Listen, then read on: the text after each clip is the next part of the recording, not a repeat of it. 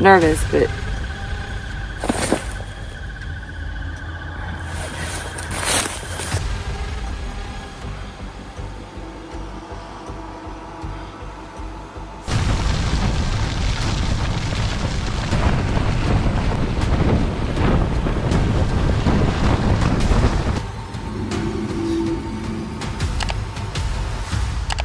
Did you hear that?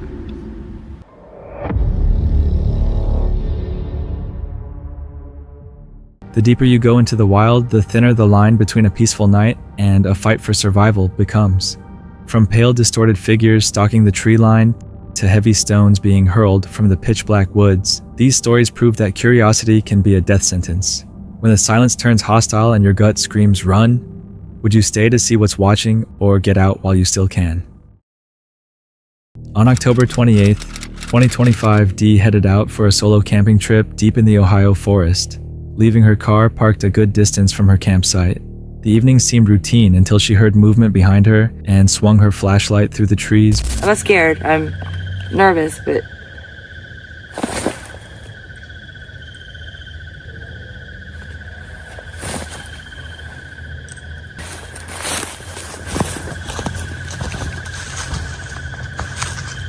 briefly spotting what appeared to be a pale, human-like figure moving on all fours. Moments later, a piercing scream echoed from farther inside the woods, and she quickly packed up and returned to her vehicle. Viewers labeled it a skinwalker, but it could just as easily have been wildlife shifting shadows, or distortion caused by distance. Either way, the takeaway is clear. When you're alone, have an exit plan, and leave early if things start to feel unpredictable. Would you try to confirm what you saw, or get out fast? On November 13th, 2025, the YouTube channel Sam Walks a Lot released a nighttime exploration filmed inside Groveley Woods in Wiltshire, England, an area influenced by centuries of human conflict, migration, and survival. The video documents Sam and her companion as they entered the forest after dark, in search of abandoned World War II bunkers known as the Stanton Shelters. He thinks he can lead us to one or two of the forgotten World War II bunkers. And we actually got lost. Don't say that. And second, we are here to see if the stories are true. Are the ghosts of World War II really haunting the ammo store? Or are the older, more tragic spirits the ones we should be worried about? Let's go. And let's go in. Walking along a straight woodland track, they discuss the Roman road beneath their feet, once used for military movement across different historical periods. It is not just the 20th century. This straight track under our feet is the Great Ridge Road. It was laid down almost 2,000 years ago by the Romans, and it became a lifeline for centuries afterwards. And it is wild to think that this was once a military artery, handled the heavy weight of trucks while moving ammunition. There are several reports here of spectral soldiers' information, often described as half figures, like it would have been during Roman times, and the noise of distant marching and the clinking of armor. Local stories are mentioned, including reports of ghostly soldiers, unexplained noises, and a tale about a golden carriage that reportedly disappeared along the road. I was up here about 2 years ago visiting the witches' trees, and met a couple of young ladies cycling up the Roman road on her mountain bike, and a horse-drawn carriage was coming towards her. And when it got close, she could see that it was a royal carriage. It was all gold. Now, she thought at first it was just some kind of a reenactment or something, and as the carriage went past, she looked over her shoulder and the carriage completely disappeared. Oh my. The investigation continues toward a section associated with the Hansel sisters legend, where unease increases, faint voices are detected. And it is the story of the Hansel sisters. In 1737, smallpox epidemic tore through the nearby town of Wilton. The panicked locals turned on 4 Danish sisters with last name Hansel. They were accused of witchcraft, dragged here in the woods, and they were killed. And that gnarly beech trees grew where the bodies were buried. So maybe in memory or legends, the Hansel sisters were linked to these roots.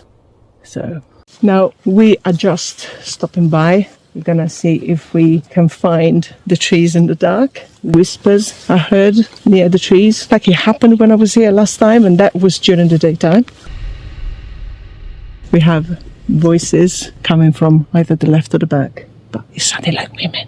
But I heard them. I'm glad that it wasn't just me, because I hope nobody's worshipping by the trees.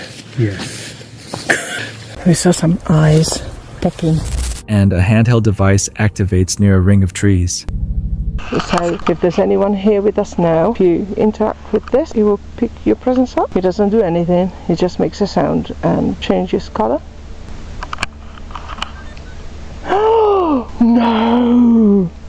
Thank you for that. Thank you so much. That was immediate. Yeah, straight away. We just got a red light. So I see if it go to my voice. Please turn red. If you blow cold air on it, it's going to go blue. And it makes the blue bleep sound. Okay. But thank you anyway. Thank you so much. Thank you. Thank you so much. That's the second time it's That gone is red the second time that it's gone red when I say red. Yeah. Can you see the lights inside and turn the colours on? Can you try with purple or blue? Red again. Okay. Well, thank you. That means that there's a hot spot there. Yeah. No frigging way. One on each tree. Thank you. Thank you so much. Close to the wartime bunkers, tension builds before the pair depart without further incident. What are you doing here? Is it that one hasn't gone off? It hasn't gone red or anything. If you're here with us, could you please approach that black box with a green light? Okay. Strangled by whom? What is your name? Hiding. You're hiding. Okay. Where are you hiding? Cyrus. Cyrus. Your name is Cyrus. Hi, Cyrus. It's nice to meet you. Why are you hiding? We're not going to hurt you. We just want to talk. Drain camera. You're going to drain my camera? Oh, okay. Jeffrey. Jeffrey. So there's more than one person here. Hi, Jeffrey. How many spirits here? Do you know that you're dead? That's 2 questions. Tell me something about yourself. Anna. Anna. Okay, that's my mom's name. Could you please talk to us? You're not far from here. Where are you?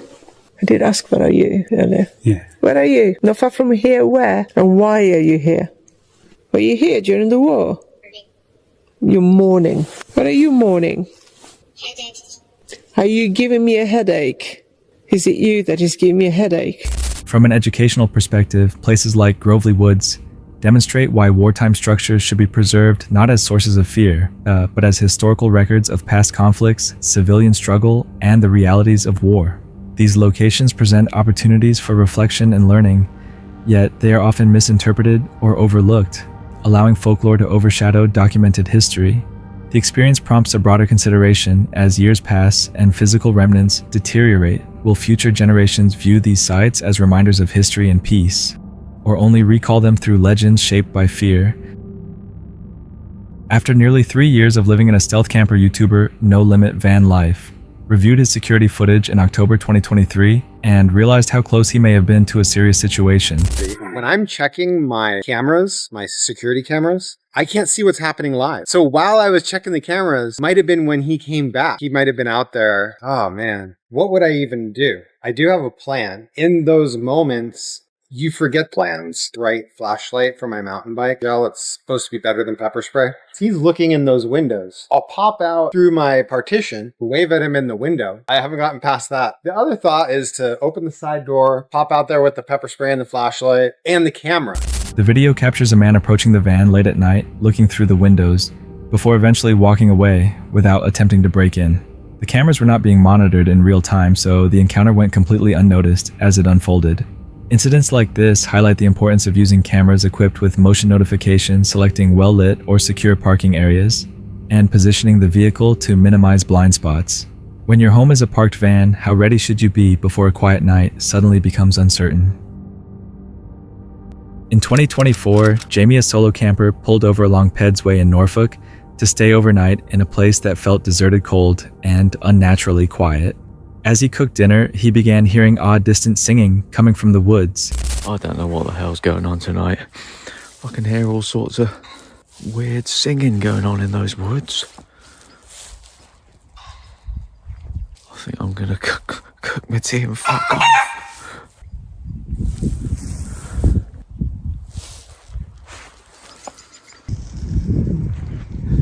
That's weird singing woods. Road. Pedders Way. JB. Base Camp 1. Uneven voices that didn't resemble real music, and immediately made him uneasy. He returned to his van and locked the doors, but later saw a faint light moving through the trees separate from any road or vehicle. The glow drifted slowly as if someone or something was walking within the forest. Just got out of the van to have a piss. What the fuck is that? There's a light in the bloody woods now. I'll tell you what, fuck this. And Jamie decided to start the engine and drive away, rather than remain to investigate. Situations like this emphasize the need to stay alert, secure your shelter, and leave early when something feels off in remote locations. When camping alone far from assistance, how quickly should instinct take priority over curiosity? On June 3rd, 2022, Oreo Speedwagon RT posted a video showing a return to a secluded forest campsite where disturbing sounds had been reported before. Expecting a quiet evening, they instead encountered a location that felt tense as night approached thick trees surrounding them. That's fallen, but the van was parked there whenever we heard something roaring. Yeah.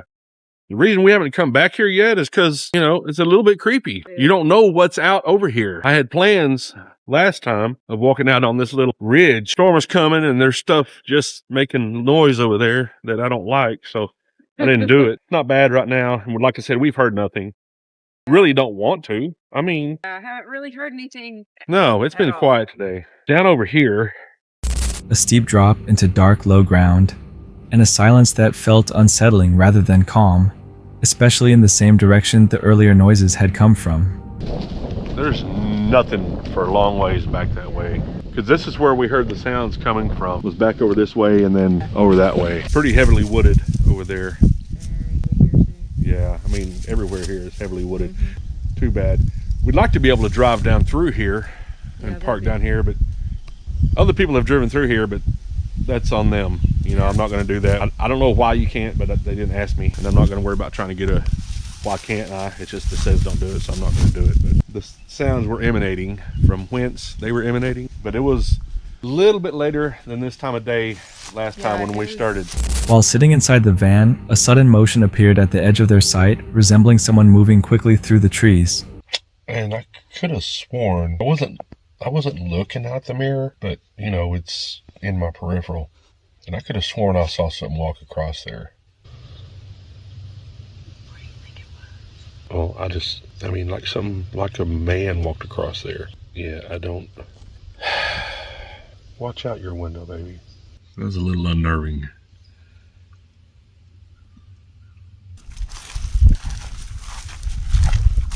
I can't just sit there and pretend I didn't see something. It looked like somebody striding across quickly. Moments later, a high-pitched scream echoed from that same area, alarmingly human in tone. It sounded like a little kid screaming, and that's disconcerting. But it sounded for all the world like a 5 or 6 year old little kid screaming, and I didn't hear a word. It was just more like just a scream. It could have been a bobcat. Yeah. But it's from the same area we heard the howls before. Yeah, I don't want something that sounds like a human in distress, especially a child. Yeah. Followed by deep, abrupt howls that sounded louder and nearer than before, with the noises seeming to approach and no clear source visible. Did you hear that one? Yeah. Look. I'm getting tired of this. Like, can we just have a night? I don't know what it is about this spot. Yeah. What is it about this spot? I don't know. Now there's one back over here. Nope. We're out of here. Yeah, those were loud. I'm not doing that. No, those were way loud and way close. They secured the vehicle, started the engine, and left at once. The footage highlights how critical survival awareness is in isolated environments, particularly recognizing warning signs and responding decisively. If you had been there, how would you have reacted? On August 27th, 2024, a group camping along the Appalachian Mountains Trail moved deep into the forest late at night, far from their RV and surrounded by thick trees. After midnight, curiosity pushed them to try Bigfoot-style calls and tree knocks, expecting the woods to stay silent. Instead, a harsh growl suddenly shattered the quiet, powerful enough to be felt through the ground. Game film and you go chasing it after? Oh! Oh shit, what the freak was that, bro? Did you hear that? Whew. Something in that tree. I don't know what That it was. scared the crap out I of guess me. it could have been a bird or something. It could have been an owl. Oh shit. What the freak is that, bro? I don't know. It doesn't sound like a bird. It sounds angry, whatever it It did is. sound angry. Yeah, that keeps going back, bro. Look how far. Goes this way too, I think. Wow. Bigfoot, my... Oh, look it down in there. Oh my goodness. As they searched the darkness, shapes seemed out of place, faint, clacking noises came from multiple directions, and something unseen shifted between the trees. What is that up there? Man, my flashlight ain't doing good. It looks weird, whatever, Raise like it up out a of little place. Sort of like in the middle where my light's Yeah, I at. see it. It's not coming up good on camera. See, it's like little clack. There's a faint clack. Like it reminded me of like a rock. I know you... Holy smokes, man. Hold on. What the heck? It was like a... I saw something go flying through there, dude. Did you? Yeah, I did. I don't know if I... Man, I hope that sound... I hope they could hear that. Moments later, an object sailed through the air and struck nearby, followed by another rock landing dangerously close, making it clear they were being targeted. With their lights flickering and heavy footsteps closing in behind them, they ran blindly through the forest toward the creek bed. I can't believe we're about to go towards that noise. That's crazy. On the creek bed. That was pretty loud, too. I swear I saw something go flying. Man, I didn't see anything, but I heard it. No, I just heard my footsteps. This Yeah. This way? That's all blocked off. Man, it looks like the creek's about. It looks like there's another part of the creek maybe on the other side. You should try another Bigfoot call. It could be. I'll do it. I don't care. It could be a stupid idea or a good idea. Give it your all. You want me to like a really loud one? Yeah. Call them from all over the Oh mountains. yeah. All right. Here we go. That's pretty. That was good. That's probably what they do. I always did it a little different, but I like that. I think. Oh, hey. Shh. Go. Was that a rock? What was? Ow, my face. Damn it. Go, man. Don't stop. Man, if something's throwing something at me. Go. Stumbling, but refusing to stop as more objects hit the ground around them. Only after reaching the RV did the pursuit stop, leaving them shaken and silent while trying to understand what had followed them through the darkness.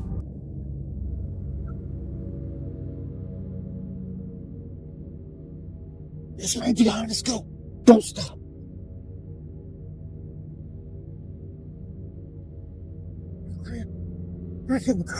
Go. I'm good. Go. Turn the cameras up. Put the cameras away. Put them up. The footage shows how fast remote exploration can become dangerous, highlighting why traveling in groups matters in isolated areas. When the environment turns hostile, would you want to face it alone? Bushman in Blue, hosted by Al, is typically a channel centered on calm wild camps, tough weather conditions, and the simple pleasure of spending time outdoors with his dog Blue. But on March 7th, 2022, a winter summit camp in the Lake District escalated far beyond what he had prepared for. The plan was straightforward. Al would hike up Blencathra, take in the snow-covered summit pitch, his tent unwind with a couple of beers, and enjoy the sunset.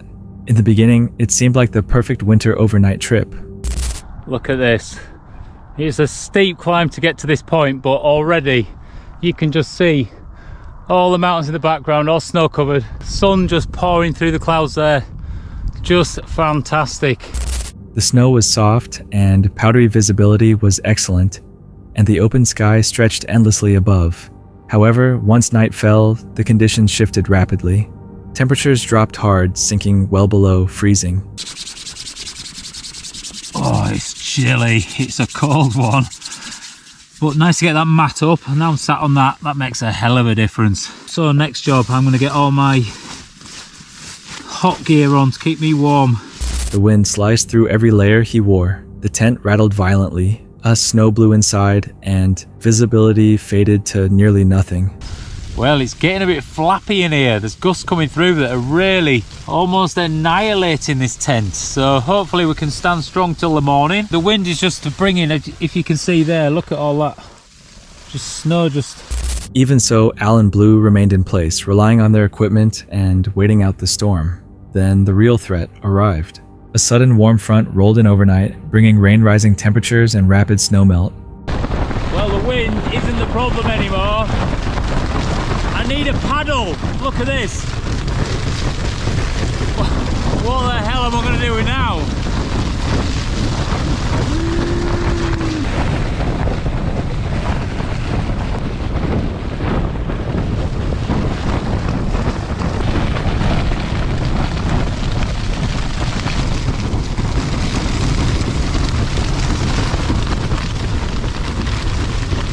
In minutes, the ground around the tent transformed into flowing water. The surface softened as meltwater pooled and began moving downhill. Soon, Al realized the severity of the situation. He had unknowingly pitched the tent in what was becoming a stream. Water pushed against the tent from every direction. There's just water everywhere, like 3 inches all the way around everywhere. The bathtub floor compressed under pressure, allowing icy water to flood inside. His gear was drenched, the tent poles strained under stress, and Al and Blue huddled together on the sleeping mat, the only barrier keeping them above the freezing water. Outside, the wind continued hammering the tent until one pole finally snapped. Hypothermia was no longer a distant concern. If the mat failed, if the shelter collapsed, or if temperatures dropped again, the outcome could have been far worse. Al waited for the faintest sign of daylight, packed up inside the flooded tent, and pushed back out into the storm. The descent was punishing wind rain, slush, and no relief, but leaving was safer than staying. By the time he reached lower elevation, he was soaked, exhausted, and drained.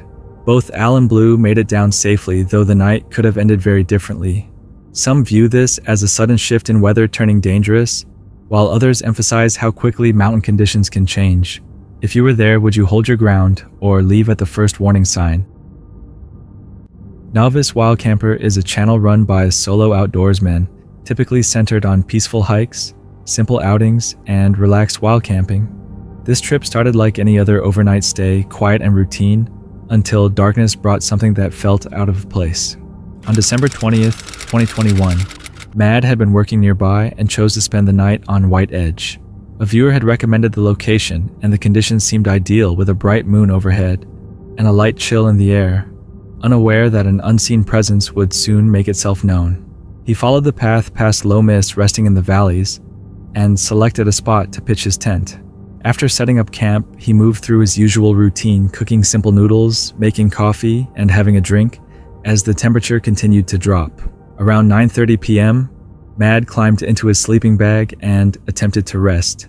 Having camped alone many times, he was familiar with normal wildlife sounds, but as he drifted toward sleep, a deep guttural noise rolled through the darkness. Right, so I've heard deer, I've heard foxes make some really weird noises at night, but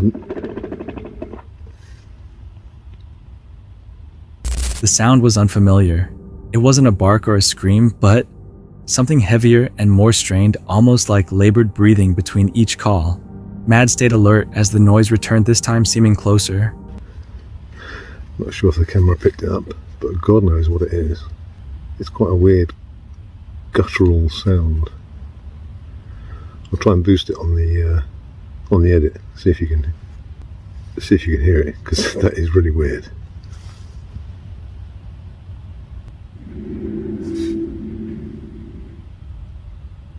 Did you hear that? That's quite eerie.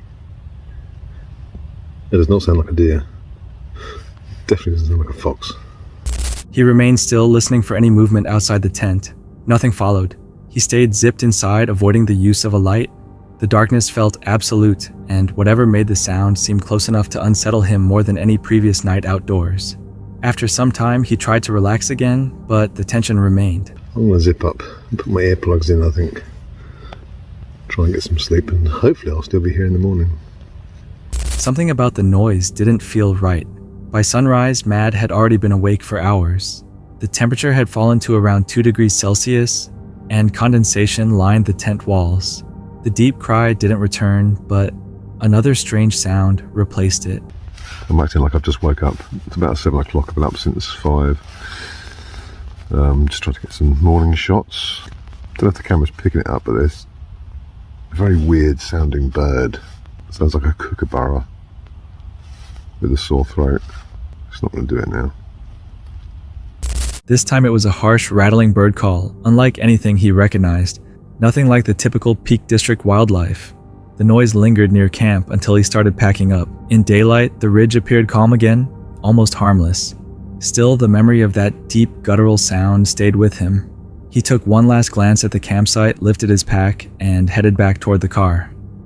The night had been unsettling, and whatever passed through the area made one thing clear: he hadn't been alone. Some believe the sounds were caused by rare wildlife, while others think something unknown was nearby. If you heard those noises alone at night, would you remain calm or leave right away? Known for quiet stealth outings, autumn scenery, and slipping into overlooked locations, the Northwest Wind is a channel run by Sam. That familiar tone didn't hold during a late-season camp inside a corn maze. On October 26, 2023, Sam approached the area from the woods, pushing through dense brush and thick mud to remain unnoticed. I've been bushwhacking for a few minutes. It's right up over this hill. Trying not to get my feet wet, but it's mud butt brooks back here. I gotta find a better way in. Once inside the towering rose, the atmosphere shifted. Each step caused the stalks to rustle, every breeze-stirred movement, and the maze no longer felt empty. Just trying to get a feel for where would be best to set up. I don't want to be seen in here. I'm at the bottom of a hill, and there's a nice overlook at the top. So there's plenty of people around. It's peak foliage, and this is like a very scenic spot. People come take photos all the time. So I gotta definitely lay low for a while. Kind of sketchy, a little sketchy. It is kind of spooky in here, not gonna lie. Sorry if I'm talking quiet. I just don't want anybody to know that I'm in here at all. The maze is closed today, so I'm not supposed to be in the maze. That's why I came today. Because the maze had closed for the day, Sam understood he needed to stay hidden and silent. While searching for a discreet spot to set up, voices carried in from the outer edges of the field. Yeah, so you hear people back there? I hope the camera could pick that up. You probably could. I just need to get to my spot. Quads echoed somewhere nearby, and a dog barked in the distance. Since the maze was officially closed, any sign of movement inside would attract immediate attention. When darkness settled in and the field went completely black, the tension escalated quickly. I hear somebody coming on a quad or a side-by-side.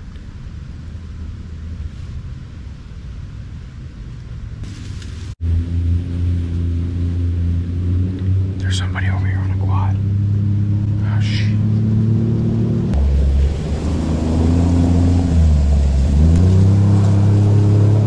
That was literally 10 feet from me.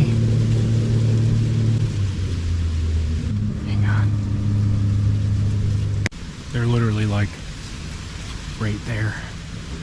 Engines passed far too close, and flashlight beams cut through the rows only yards away. Sam soon realized something he hadn't fully considered. The people who owned the farm didn't just work the property, they lived right beside the maze. I keep hearing people very close by, and those side-by-sides and machines have went by several times. I looked at the Google map again. The people that own this farm, their house is actually here. The people that own and live on this farm are actually 100 yards away. So I'm gonna bail, because the last thing I want is to get shot or be seen out here in the middle of the night and people wonder what the hell's going on their property. It's just not worth the risk. Those are flashlights. I can't film now because the screens are on. Their house and yard were roughly 100 yards from where he intended to camp. The quad circled again closer than before, with voices and lights shifting through the area. What began as simple stealth camping suddenly carried the risk of being mistaken for an intruder wandering near a family's home at night. They're roaming around here for some reason. I don't know if it's because I'm in here or not, but I'm not taking the risk. I knew this place was commercial, but I didn't realize their house was right there. They got a pool, a tennis court, they're rich. I did not know they lived here, and I'm not gonna get caught in their backyard. That's a good way to get shot. They're close, they're really close. I'm not scared of getting caught. I'm scared of getting caught by homeowners in the middle of the night, so I just gotta get out of here. I think they're looking for me. I promise you I didn't plan this to end up like this. That's the side by side, it's close. I gotta get the hell out of here now. A single misunderstanding could have ended badly. Recognizing the danger, Sam chose to call it off. Alright, I'm out of the cornfield, but now I gotta cross a road and go back into the woods. There's lights on back there. Do you hear them in the background? I just gotta go, I gotta go. Okay, I gotta go. They're still going around the property. I'm in the woods. Oh, okay, they're coming down here again. I don't know why okay, hang on. I think I'm technically off their property now, but it's pitch black and I'm in the woods. And yeah, their back porch is right at the corner of that corn maze. I'm just not comfortable sleeping in somebody's backyard. If it were me and I saw somebody in my backyard with a flashlight late at night, I'd be outside with a weapon. I'm not gonna puff my chest. It just wouldn't end well. It wouldn't be a good situation. With his heart pounding, he timed his movements with the wind, forced his way through the corn, and retreated deeper into the woods. I gotta cross this creek. Try and get across these logs. I'm like thick in it. I'm deep in it right now. I had to turn it on because I don't know where I'm going. Ow. Oh, I just nutted myself. Oh my god. I fell on this log. Oh, I just nutted myself. A creek crossing unstable logs and a long walk in total darkness followed. By the time he reached the road, he was muddy, scraped up, and frustrated. He treated it as a failed attempt, a lesson learned, and something to leave behind. Still, the corn maze encounter clearly lingered with him. Some believe the activity came from landowners monitoring their property, while others think Sam's presence triggered the response. If you were in that position, would you take the risk of staying or leave without hesitation? That's it for tonight. Which moment creeped you out the most? Drop it in the comments. Have your own story? Share it with us, and stay tuned. The next one is even darker.